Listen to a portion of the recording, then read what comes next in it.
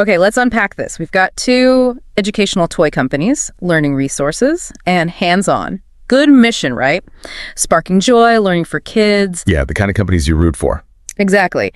But there's this Supreme Court development tied to those tariffs from the Trump administration, and it's really thrown their world into, well, chaos. And cost them a lot of money. The source mentions hundreds of thousands of dollars.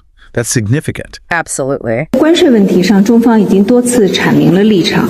关税战、贸易战没有赢家，搞保护主义，损害各方的利益，终究不得人心。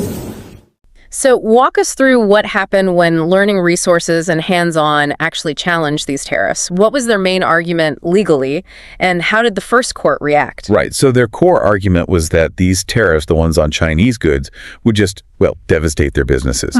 Legally, they challenged the administration's power to impose such broad tariffs under the Trade Act of 1974. They argued it went beyond the authority granted by Congress. Kind of an overreach argument? Precisely. Right now, and I told you before, they're having tremendous difficulty because their factories are not doing business. They made $1 trillion with Biden, $1 trillion, even $1.1 trillion with Biden selling us stuff. Much of it we don't need. You know, somebody said, oh, the shelves are going to be open. Well, maybe the children will have $2 instead of $30, you know? And maybe the $2 will cost a couple of bucks more than they would normally. But we're not talking about something that we have to go out of our way. They have ships that are loaded up with stuff, much of which, not all of it, but much of which we don't need.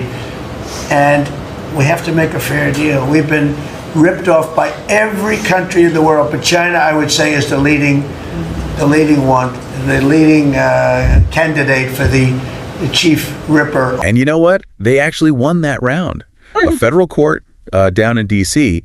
agreed with them, declared these specific tariffs unlawful. Wow, okay, so a win. A significant win. But hang on, if the court said they were unlawful, why are we still talking about this? Why didn't that just settle it? Well, that's where the legal system gets complicated.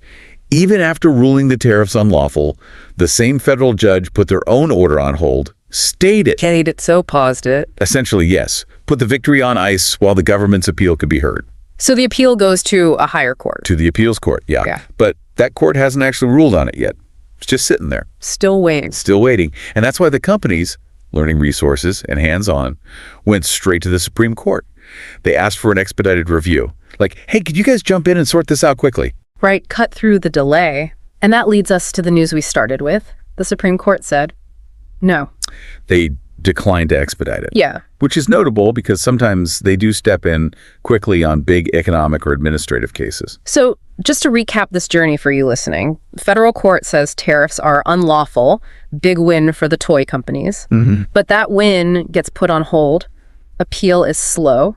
So they ask the Supreme Court to speed things up. Right. And the Supreme Court decides not to accelerate the review, meaning these companies are still stuck, still waiting. Exactly. And it's crucial, like you said, this doesn't mean the Supreme Court won't ever hear the case. Right. It's not a no on the merits. It just means not right now, not on an emergency basis. It has to go through the normal, slower appeals process first. Which leaves these companies in limbo.